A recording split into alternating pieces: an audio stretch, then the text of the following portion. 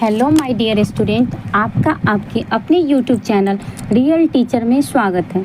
आज हम लोग सामाजिक विज्ञान के न्यू एनसीईआरटी बुक सामाजिक एवं राजनीतिक जीवन कक्षा 7 के अध्याय 1 का अध्ययन करेंगे। अध्याय 1, तो चलिए शुरू करते हैं। अध्याय 1 टॉपिक का नाम है समानता। समानता शब्द का अर्थ होता है, सामान्य बोलचाल की भाषा में बराबरी से लेते हैं, जो प्राचीन काल से ही समानता की मांग की जा रही है। लेकिन यहाँ पे बुक में जो समानता शब्द है और ये समानता का अर्थ होता है फ्रांसीसी क्रांति से लिया गया है। इसमें भारतीय संविधान सब व्यक्ति को समान मानता है।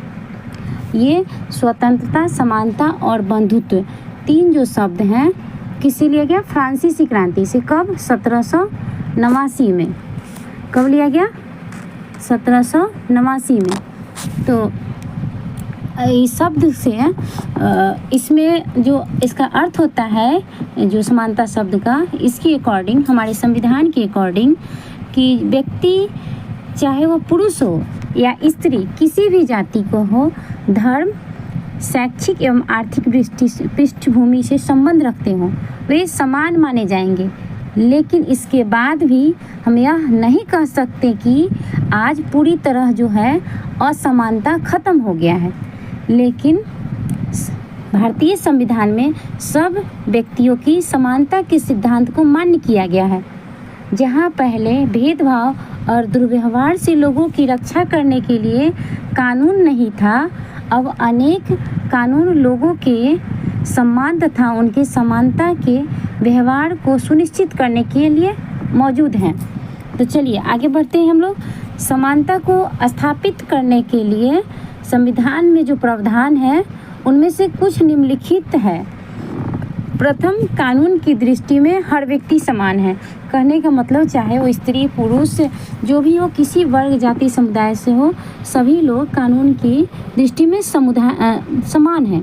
इसका तात्पर्य यह हुआ कि व्यक्ति को देश के राष्ट्रपति से लेकर कांता जैसी घरेलू काम की नौकरी करने वाली महिला, सभी को एक जैसे ही कानून का पालन करना है। दूसरा, किसी भी धर्म के व्यक्ति, उसके धर्म, जाति, वंश, जन्म, स्त्री या पुरुष होने के आधार पर भेदभाव नहीं किया जा सकता। कहने का मतलब चाहे वो घरेलू काम करने वाली कांता हो या हमारे राष्ट्रपति, जब मतदान करने जाएंगे तो सभी एक ही लाइन में खड़े होकर एक ही कानून का पालन करेंगे, एक जैसा ही उनके साथ व्यवहार होगा। और मतलब कि स्त्री, ये नहीं कि हाँ वो स्त्री है तो उसको पहले नहीं दिया जाए मौका, वो पुरुष है तो उसको बाद में मौका दिया, ऐसे नहीं, सभी को एक समान कहीं भी मौका दिया जाएगा। तीसरा, हर व्यक्ति सार्वजनिक स्थानों पर जा सकता है, चाहे वह होटल हो, खेल का मैदान हो, दुकान हो, बाजार हो, सब जगह, सब कुआं, यहाँ तक कि कुआं, सड़क, नहाने के घाटों का भी उपयोग कर सकते हैं। चौथा, अस्पृश्यता का उन्मूलन कर दिया गया है।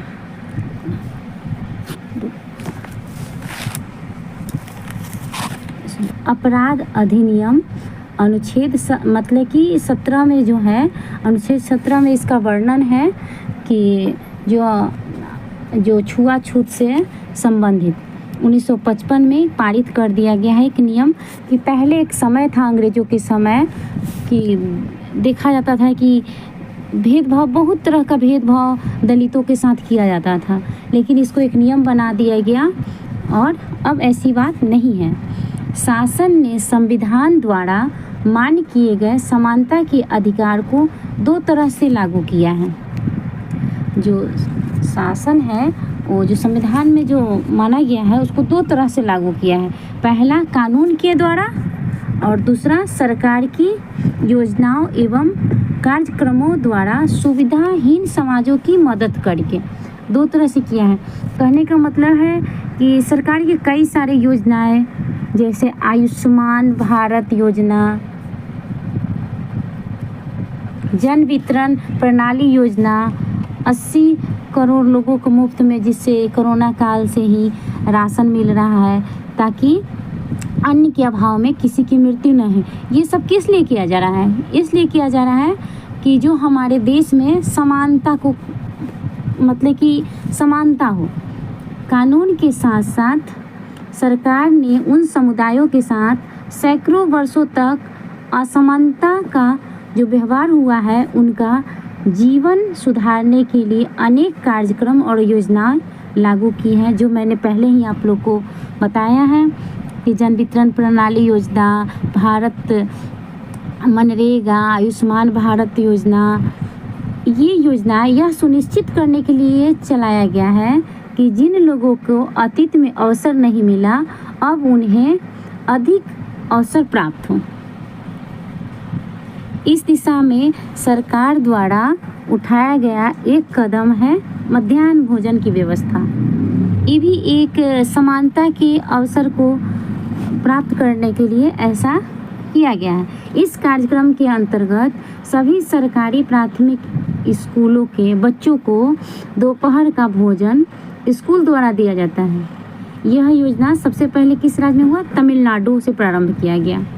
और कब? 2001 में उच्चतम न्यायालय, यानी जो हमारा सुप्रीम कोर्ट है, सभी राज्यों को इस योजना को 6 माह के अंदर आरंभ कर देने के लिए निर्देश दिया। इस कार्यक्रम के काफ़ी सकारात्मक प्रभाव भी हुए। उदाहरण के लिए जो दोपहर का भोजन था, मिलने के कारण गरीब के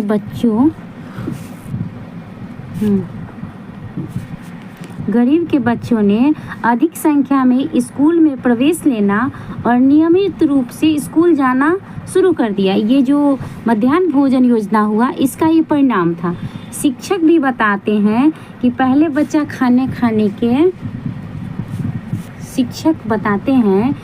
बच्चा खाने के बाद घर जाते थे, तो फिर खाना खाने के लिए जैसे घर गया तो स्कूल नहीं लौटता था। परंतु अब जब स्कूल में मध्याह्न भोजन मिलने लगा है, तो उनकी उपस्थिति में बहुत सुधार आया है।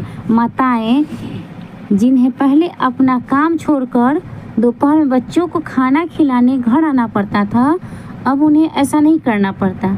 इस कार्यक्रम से जातिगत पूर्वाग्रहों को कम करने में भी सहायता मिली है, क्योंकि स्कूल में सभी जातियों के बच्चे साथ साथ भोजन करते हैं। वहाँ पे तो लिखा नहीं होता है कि फलाना जात है, सब बच्चे एक साथ बैठते हैं। कुछ स्थानों पर तो भोजन पकाने के लिए दलित महिलाओं को काम पर रखा गया है। मध्याह्न भोजन कार्यक्रम में निर्धन विद्यार्थियों को भूख मिटाने में भी सहायता की है, जो प्रायः खाली पेट स्कूल आते हैं और इस कारण पढ़ाई नहीं कर पाते हैं, ध्यान केंद्रित नहीं कर पाते। अक्सर ऐसा स्कूलों में देखा जाता है। जब बच्चों से पूछा जाता है तो कुछ बच्चे बताते हैं अभी मॉर्निंग स्कूल है तो बिल्कुल ही खा के नहीं आए हैं, कुछ भी नहीं खाए हैं। यद्यपि शासकीय कार्यक्रम अवसरों की क्षमता बढ़ाने में महत्वपूर्ण भूमिका निभा रही है। सरकार कई सारे कार्य कर रहे हैं जिससे कि अवसरों की समानता बढ़े, किंतु अभी भी बहुत कुछ करने की आवश्यकता है। मध्याह्न भोजन कार्यक्रम में निर्धन बच्चों को स्कूलों में प्रवेश और उनकी उपस्थिति तो बढ़ा दी है, लेकिन फिर भी इस देश में वे स्कूल जहां अमीरों के बच्चे जाते हैं, उन स्कूलों से बहुत अलग है जहां गरीबों के बच्चों पढ़ते हैं। दोनों में अभी भी अंतर है। इतनी सारी योजनाएं चलने के बावजूद और इतनी ज़्यादा संघर्ष करने के बावजूद आज भी देश में कई स्कूल हैं जिनमें ओम प्रकाश वाल्मीकि जैसे दलित बच्चों के साथ भेदभाव व असमानता का व्यवहार किया जाता है। इन बच्चों को ऐसी असमान स्थितियों में धकेला जाता है जहां उनके सम्मान की रक्षा नहीं हो पाती। ऐसा इसलिए है क्योंकि कानून बन जाने के बाद भी लोग उन्हें समान समझने से इनकार कर देते हैं। इसका मुख्य कारण यह है कि दृष्टिकोण में बहुत धीरे धीरे परिवर्तन आता है।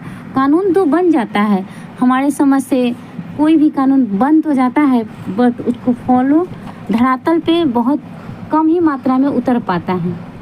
इसका मुख्य कारण यह है कि दृष्टिकोण में बहुत धीरे धीरे परिवर्तन आता है। यद्यपि लोग यह जानते हैं कि भेदभाव का व्यवहार कानून के विरुद्ध है, फिर भी वे जाति, धर्म, अपंगता, आर्थिक स्थिति और महिला होने के आधार पर लोगों के साथ असमानता का व्यवहार करते हैं।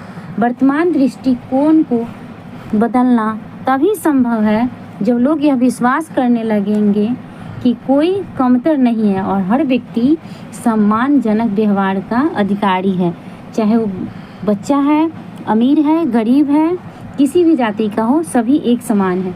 प्रजातंत्रीय समाज में समानता स्थापित करना एक सतत संघर्ष है जिसमें व्यक्तियों और विभिन्न समाजों को सहयोग देना है।